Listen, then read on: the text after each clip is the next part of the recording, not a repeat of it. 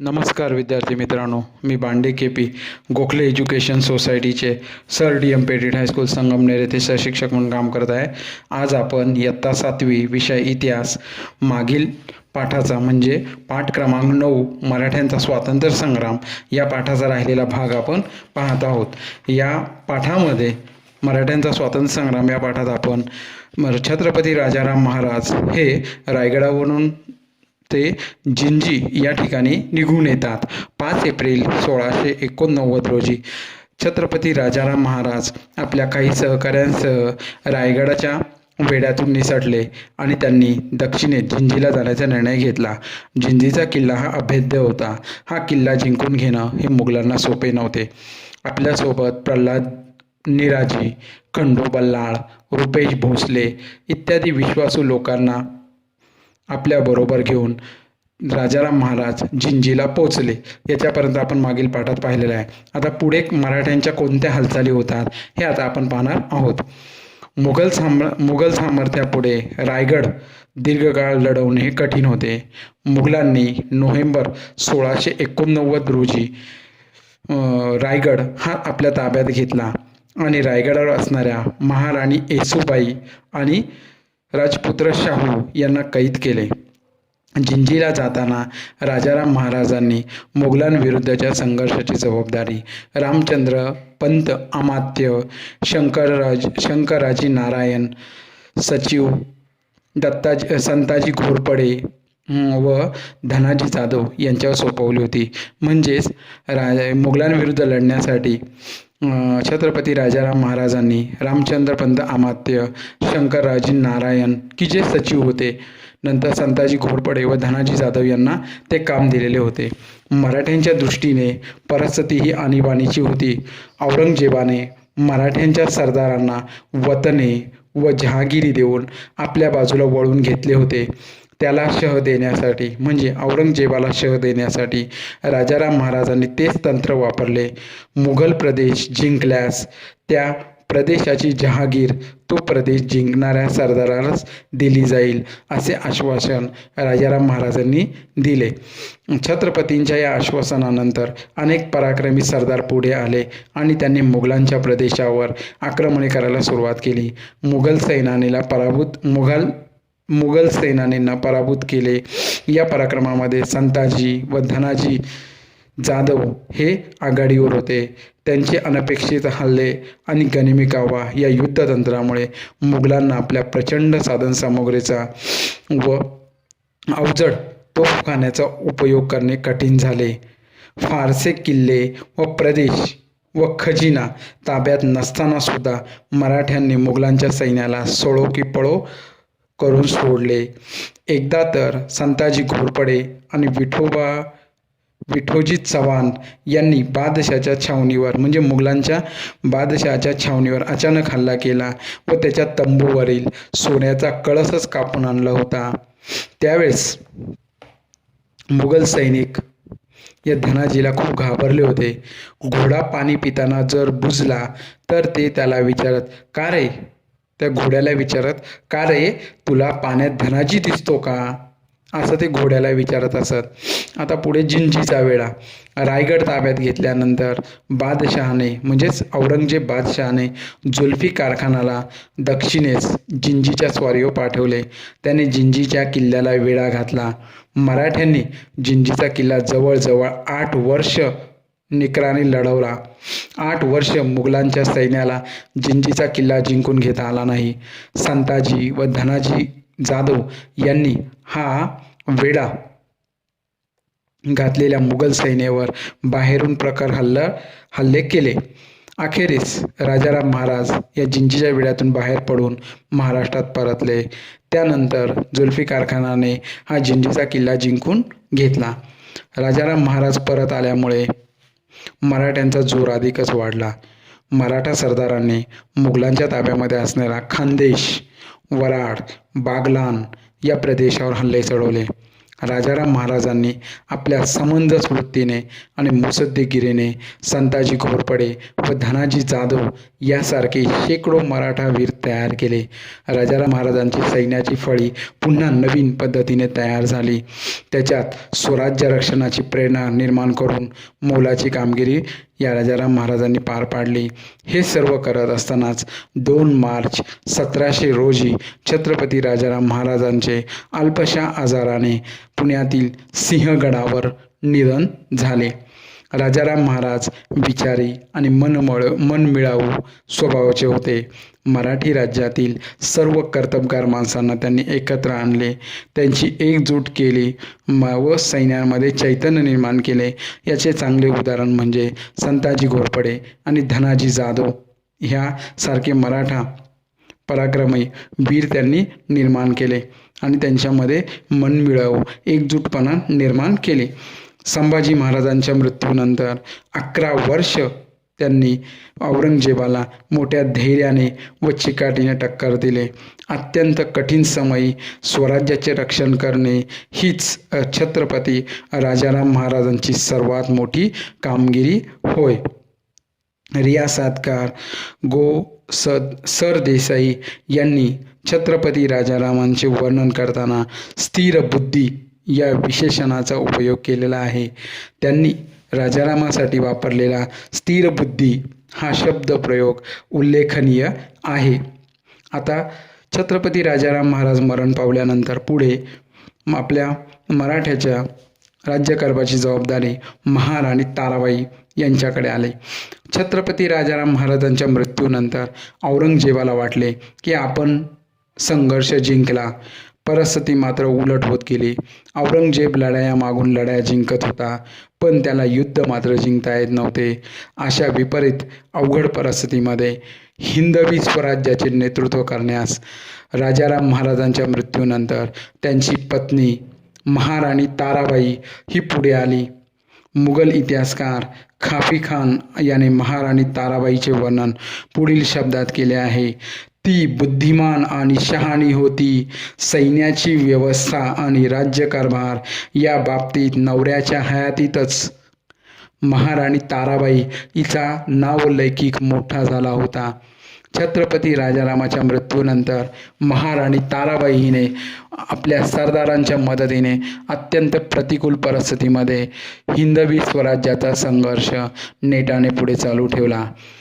इकडे औरंगजेबाने सातारा, पन्हाळा ही मराठ्यांची ठिकाणे जिंकून घेतली, तर मराठ्यांनी मुघलांच्या ताब्यामध्ये असणारा मध्य प्रदेश, गुजरात या प्रदेशामध्ये धडक मारली.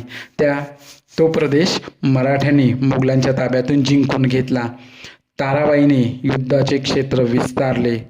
कृष्णाजी सावंत, खंडेराव दाभाडे, धनाजी जाधव, नेमाजी शिंदे असे अनेक पराक्रमी सरदार महाराष्ट्राच्या बाहेर जाऊन मुघलांविरुद्ध संघर्ष करू लागले. युद्धाचे पारडे बदलत चालल्याची ही त्यांची खूण होती. मराठ्यांचे रक्त सळसळत होते आणि मराठ्यांनी मुघलांच्या प्रदेशावर हल्ले करून त्यांचे प्रदेश जिंकून घेतले होते. महाराणीने 7 वर्ष हा मुघलांविरुद्ध संघर्ष चालू ठेवला. आपले मराठ्यांचे राज्य, हिंदवी राज्य 7 वर्ष औरंगजेबापासून वाचवले. सगळा कारभार एक हाती घेऊन सर्व सरदारांना स्वराज्य कार्याला जोडून घेतले. सिरोज, मंदसौर, माळवा येथपर्यंत मराठी सरदार मुघलांविरुद्ध लढू लागले. कफी खान हा इतिहासकार लिहितो, राजारामाची बायको ताराबाई हिने विलक्षण धामधूम उडवली. तिच्या सैन्याचे नेतृत्व आणि मोहिमांच्या व्यवस्थेचे गुण प्रकर्षाने प्रकट झाले आहे. त्यामुळे मराठ्यांचे आक्रमण आणि त्यांची धामधूम दिवसेंदिवस वाढत गेली. महाराणी ताराबाई हिने युद्धाच्या प्रसंगी गनिमी काव्याचा खूप चांगल्या प्रकारे उपयोग केला. औरंगजेबाच्या सैन्यापुढे मराठ्यांची ताकद अत्यंत कमी होते. औरंगजेब किल्ला जिंकण्यासाठी किल्ल्याला वेढा द्यायचा. शक्य होईल तेवढा काळ मराठे सरदार ही किल्ला लढवायचे, पावसाळा जवळ आला की मराठा किल्लेदार फितूर झाला आहे असे दाखवून औरंगजेबाकडून लाच घेऊन किल्ला त्याला दिला जायचा. किल्लेदार लाचेची भली मोठी रक्कम मराठी खजिन्यात जमा करायचे. औरंगजेब किल्ल्यावर धन, धान्य, दारुगोळा भरून ठेवताच ताराबाई आपल्या सैन्यांच्या मदतीने तो किल्ला पुन्हा जिंकून घ्यायच्या. ताराबाईच्या या युद्धतंत्राचे वर्णन सेफ डिपॉझिट लॉकर सिस्टीम अशा शब्दामध्ये करण्यात आलेले आहे. म्हणजे ताराबाईने इथे गनिमी काव्याचा उपयोग चांगल्या प्रकारे केलेला आहे. तिच्या युद्धाचे वर्णन सेफ डिपॉझिट लॉकर सिस्टीम या शब्दामध्ये परिपूर्ण ठरते. या ताराबाईच्या कर्तृत्वाचे वर्णन करताना शिवभारतकार परमानंदाचा मुलगा कवी देवदत्त हा ताराबाईच्या बाबतीत असे म्हणतो की ताराबाई रामराणी भद्रकाली कोपली, दिल्ली झाली दीनवाणी, दिल्लीशाचे गेले पाणी, रामराणी भद्रकाली रणरंगी क्रुद्ध झाली, प्रयत्नांची वेळ आली, मुघल हो सांभाळा. अशा शब्दामध्ये कवी देवदत्त याने ताराबाईच्या कर्तृत्वाचे वर्णन केलेले आहे. अशा प्रकारे छत्रपती शिवाजी महाराजांच्या पराक्रमाचा वारसा महाराणी ताराबाई हिने पुढे चालवला. मराठ्यांच्या या आक्रमक चढायामुळे औरंगजेब अतिशय हताश झाला. सतत 25 वर्ष मुघल आणि मराठे यांच्यात संघर्ष चालू होता. मराठ्यांचा पाडाव करणे हे मुघलांना जमले नाही. अशा परिस्थितीमध्येच दिल्लीचा बादशाह औरंगजेब बादशाह याचा इसवी सन 1707 मध्ये अहमदनगर येथे मृत्यू झाला. त्याच्या मृत्यूबरोबरच मराठ्यांचा स्वातंत्र्य संग्रामही समाप्त झाला. मराठ्यांचा स्वातंत्र्य संग्राम म्हणजे मुघल सत्ताधीशांनी बाळगलेली साम्राज्याची लालसा आणि मराठ्यांच्या मनातील स्वातंत्र्याची आकांक्षा याबाबतचा हा लढा होता. मराठ्यांचा स्वातंत्र्य संग्राम म्हणजे मुघल सत्ताधीशांनी बाळगलेली साम्राज्याची लालसा आणि मराठ्यांच्या मनातील स्वातंत्र्याची आकांक्षा यातील हा लढा होता. यामध्ये मराठ्यांचा विजय झाला. इतकंच नव्हे तर औरंगजेबाच्या मृत्यूमुळे निर्माण झालेली राजकीय पोकळी भरून काढण्यात मराठे अग्रेसर राहिले. दिल्लीच्या तख्तावर नियंत्रण ठेवतच मराठ्यांनी जवळपास सर्व हिंदुस्थानचा कारभार पाहिला व हिंदुस्थानचे रक्षणही केले. त्यामुळे 18वे शतक हे फक्त मराठ्यांचे शतक मानले जाते. या शतकामधील मराठ्यांची कामगिरी अशीच पुढे चालू राहिली. ती माहिती आपण आता पुढील काळामध्ये पाहणार आहोत. तर अशा प्रकारे शहाजी राजांचा मुलगा संभाजी, शिवाजी महाराज हे दोन होते. मग आता शिवाजी महाराजांना पुन्हा दोन मुलं झाली. पहिला होता छत्रपती संभाजी महाराज, दुसरा होता छत्रपती राजाराम महाराज. संभाजी महाराजांचा मुलगा छत्रपती शाहू महाराज आणि इकडे छत्रपती राजारामाच्या नंतर त्याची पत्नी ताराबाई महाराणी ताराबाईने राज्यकारभार पाहिला आणि याच ताराबाईला पुढे राजपुत्र ताराबाईचा मुलगा शाहू हा असा त्यांचा वारसा होता. पण या ताराबाईने आपल्या काळामध्ये मुघलांविरुद्धचं आपलं राज्य सांभाळलं. जवळजवळ ती एक बुद्धिमान आणि अत्यंत शहाणी अशी स्त्री होती की जिने जवळजवळ 7 वर्ष मुघलांविरुद्ध संघर्ष केला. सगळं राज्यकारभार एक हाती घेऊन सर्व सरदारांना स्वराज्याच्या कार्यासाठी एकत्र आणले. राजारामाची बायको ताराराणीने विलक्षण धामधूम उडवली होती. तिच्या सैन्याचे आणि कर्तृत्वाचे मोहिमांचे वर्णन, तिची राज्यकारभार करण्याची व्यवस्था हे चांगले गुण तिच्यात अंगी असणारे दिसून येते. म्हणून तर देवदत्त यांनी वर्णन केलंय, ताराबाई रामराणी भद्रकाली कोपली, दिल्ली झाली दीनवाणी, दिल्लीशाचे गेले पाणी, रामराणी भद्रकाली रणरंगी क्रुद्ध झाली, प्रयत्नांची वेळ आली, मुघल हो सांभाळा. तर अशा प्रकारे महाराणी ताराबाईने जवळजवळ खूप वर्ष मुघलांविरुद्ध लढा दिला. शेवटी 1707मध्ये औरंगजेबाचा मृत्यू झाला आणि मुघल आणि मराठे यांच्यामध्ये युद्धाचा एक पर्व, एक मोठा काळ हा इथे संपला. या युद्धामध्ये मराठ्यांचा विजय झाला आणि नंतर ह्या युद्धाचा वाईट काळ संपला व मराठ्यांनी जवळजवळ दिल्लीपासून तर संपूर्ण हिंदुस्थानवर हळूहळू लक्ष ठेवले, नियंत्रण ठेवले. म्हणून 18वे शतक हे मराठ्यांचे शतक मानले जाते. तर विद्यार्थी मित्रांनो, इथं हा पाठ संपलेला आहे. सर्व विद्यार्थ्यांनी हा जो 9वा पाठ आहे आपला द्वितीय सत्रातील पहिलाच पाठ आहे, हा मराठ्यांचा स्वातंत्र्य संग्राम, हा पाठ व्यवस्थित वाचावा, हा व्हिडिओ वारंवार ऐकावा.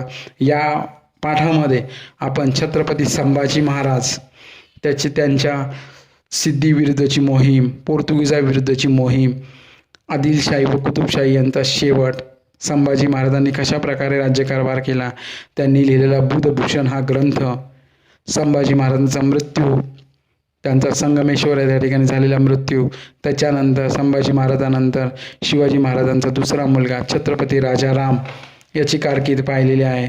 छत्रपती राजाराम महाराज हे जिंजीला निघून जातात. जिंजीच्या किल्ल्याला जुल्फिकार खानदारांनी दिलेला वेढा, त्या वेढा उठवण्यासाठी संताजी घोरपडे, धनाजी जाधव यांनी केलेली कामगिरी ही माहिती पाहिलेली आहे. त्याचबरोबर राजाराम महाराजांच्या नंतर त्याची पत्नी महाराणी ताराबाई हिने जवळजवळ 7 वर्ष मुघलांच्या सैन्याविरुद्ध लढा दिलेला आहे. तर अशा प्रकारे ह्या महत्त्वाचे मुद्दे आपण पाहिलेले आहेत. ह्या मुद्द्यांच्या आधारे हा पाठ सर्वांनी व्यवस्थित समजून घ्यायचा आणि हा व्हिडिओ वारंवार ऐकायचा. पाठाखालची प्रश्न उत्तरं जी आहेत ती सुद्धा वहीत सोडवायची आहेत. आता यामध्ये सोपे प्रश्न देण्यात आलेले आहेत. संभाजी महाराजांना जंजिऱ्याची मोहीम अर्धवट का सोडावे लागले? संभाजी महाराजांनी पोर्तुगीजांच्या विरुद्ध लढाई करण्याचं का ठरवलं? राजाराम महाराजांनी जिंजीला जाताना स्वराज्याच्या रक्षणाची जबाबदारी कोणावर सोपवली? कवी देवदत्त यांनी महाराणीचे पराक्रमाचे वर्णन कोणत्या शब्दात केलेले आहे? तर अशा प्रकारे सोपे प्रश्न याच्यामध्ये दिलेले आहेत. त्यानंतर योग्य पर्याय निवडामध्ये औरंगजेब कोणाच्या पराक्रमामुळे जेरीस आला होता? बादशहाच्या तंबूवरील सोन्याचा कळस कापणारे मराठा सरदार कोण होते? गोव्याच्या लढाईमध्ये पराक्रमाची शर्थ करणारा मराठी सरदार कोण होता? तर असे सोपे काही प्रश्न दिलेले आहेत. या प्रश्नांची उत्तरे सर्व विद्यार्थ्यांनी आपल्या वहीत लिहावी. नंतर का ते लिहा, ते सुद्धा प्रश्नांची उत्तरं लिहा. आपल्या मराठी हिंदवी स्वराज्याची ज्यांनी स्थापना केली शिवाजी महाराज, त्यांच्या मुलांनी म्हणजे संभाजी महाराज, राजाराम महाराज यांच्या कार्याचे वर्णन या पाठामध्ये आलेले आहे. तर सर्व विद्यार्थ्यांनी हा पाठ जास्तीत जास्त वेळा वाचावा आणि जास्तीत जास्त वेळा व्हिडिओ ऐकावा आणि पाठ समजून घ्यावा. धन्यवाद. प्रश्नांची उत्तरे सर्वांनी वहीत लिहावी.